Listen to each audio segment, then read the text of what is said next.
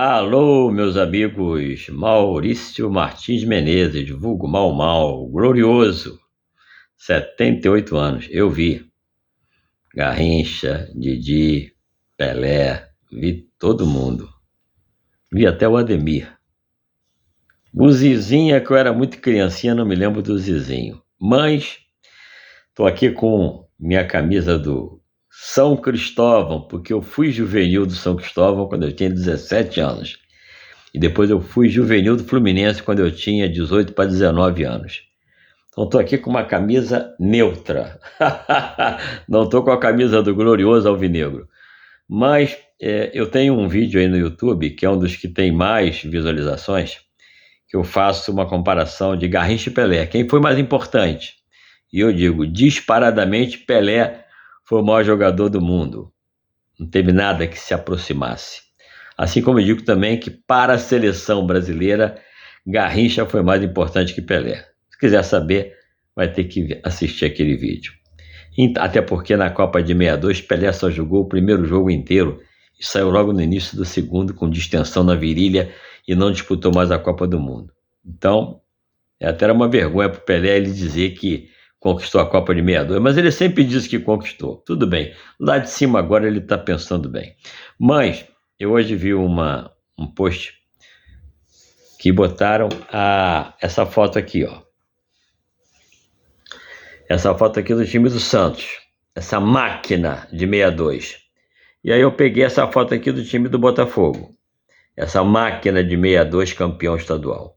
Essa máquina do Santos, o ataque tinha Doval, Mengalvio, Coutinho, Pelé e Pepe. Essa máquina aqui do glorioso, campeão de 62 também, os dois times de 62, tinha Garrincha, Didi, Quarentinha, Amarildo e Zagallo. Duas máquinas de futebol. Claro que o time do Santos era melhor que o do Botafogo.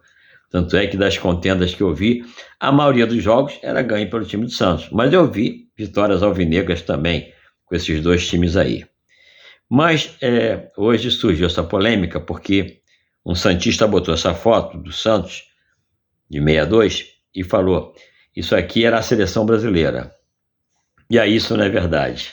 Até porque na Copa do Mundo de 62, que foi dessa foto, do Santos tinha o Gilmar, que era o goleiro, que era um goleiro meia bomba, tomava seus frangos.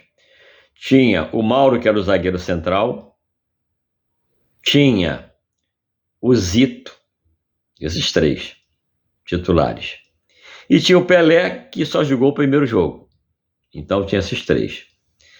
Já o Botafogo tinha Nilton Santos, Garrincha, Didi, tinha o Amarildo, que entrou no lugar do Pelé, tinha o Zagallo. Então, o Botafogo tinha mais jogadores e teve o jogador fundamental da Copa, que foi Garrincha. Sem ele, aquela Copa ia ser difícil de ver. Então, aproveitando isso aí, essa consideração desse vídeo para resgatar que realmente não foi o Santos a seleção brasileira daquela época. O Santos teve jogadores importantes, mas eu fiz uma retrospectiva e eu queria aqui ler para vocês. Jogadores imprescindíveis do glorioso Botafogo para as três seleções de 58, 62 e 70, que deram ao Brasil, até hoje, a hegemonia do futebol mundial. Até hoje o Brasil tem hegemonia com as 5 Copas do Mundo, graças às 3 primeiras que foram conquistadas de forma inconteste. A Copa de 1994, do Parreira, o Brasil ganhou na disputa de pênaltis contra a Itália e o Tafarel foi o cara importante na defesa dos pênaltis.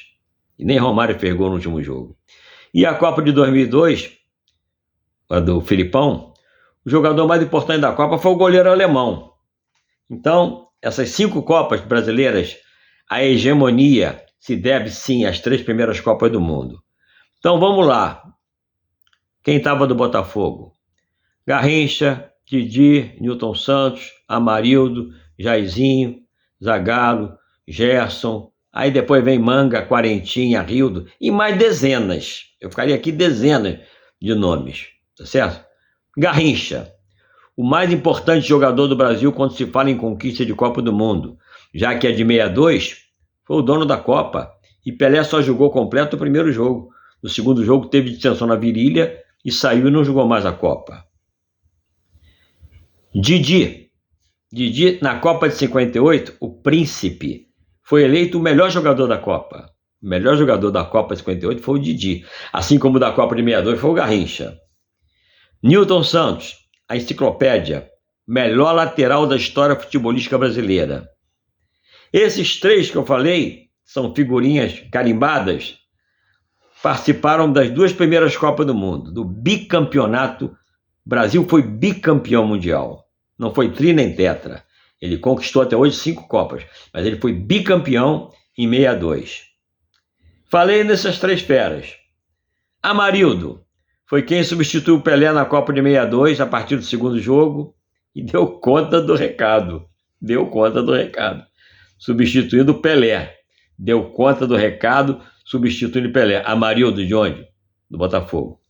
Jairzinho, o furacão da Copa de 70. Foi artilheiro da Copa. Fez gols em todos os jogos. Não foi o Pelé, foi o Jairzinho. Gerson, veja que diferença. No jogo do bicampeonato do Glorioso, no início da década de 60, ele, de ponta esquerda, tomou um baile do Garrincha, junto com o Jordan, que era lateral esquerdo. Poucos sabem disso. Foi a única vez que o Gerson jogou fora da posição, que o técnico, o Flávio Costa, botou ele de ponta esquerda para marcar o Garrincha, dar o primeiro combate. E ele falou que nunca mais jogaria fora da posição dele. Logo depois, Gerson foi para o Botafogo e se tornou um craque, sendo na Copa de 70 um meio-campo importantíssimo. Ele era o camisa 8. Os outros 4 do ataque eram 4 camisas 10. O Jairzinho era camisa 10 no Botafogo, o Tostão era o camisa 10 no Cruzeiro, o Pelé era o camisa 10 no Santos e o Rivelino era o camisa 10 no Corinthians. Então, na Copa de 70, foi Jairzinho que fez gol de tudo que é jogo. E o Brasil tinha 4 camisas 10 no ataque. O Pelé não foi o imprescindível na Copa de 70. O Pelé foi mais um. Claro, Pelé é o maior jogador do mundo, né? Então vamos lá.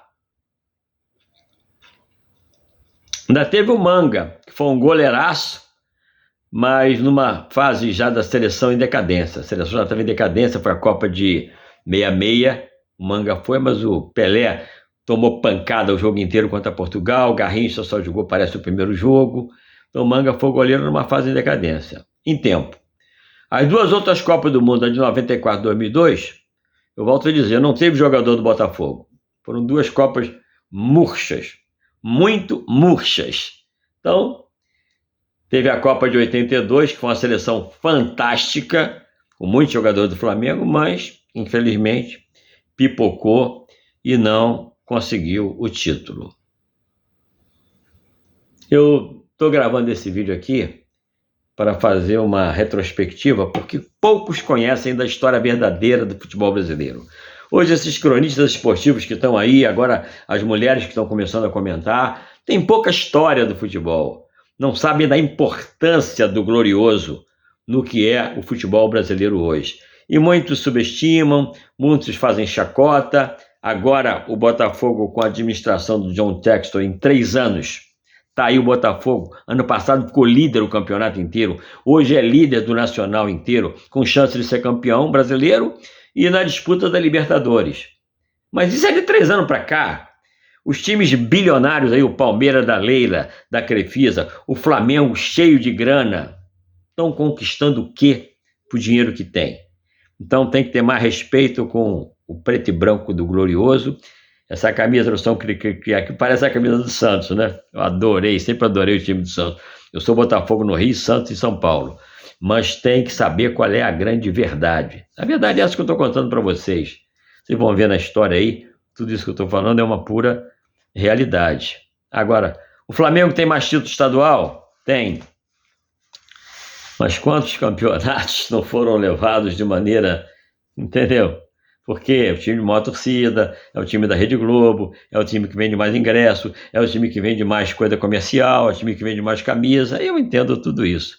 Agora, com o Glorioso, tem que respeitar, porque a hegemonia do futebol brasileiro se deve primeiro sim ao Botafogo e logo depois seguido ao Santos Futebol Clube.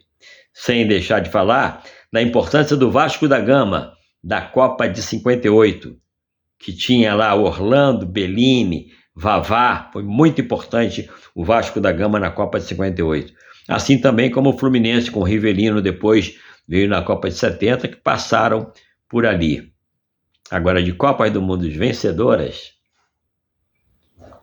são esses times aí que eu falei. Um abraço!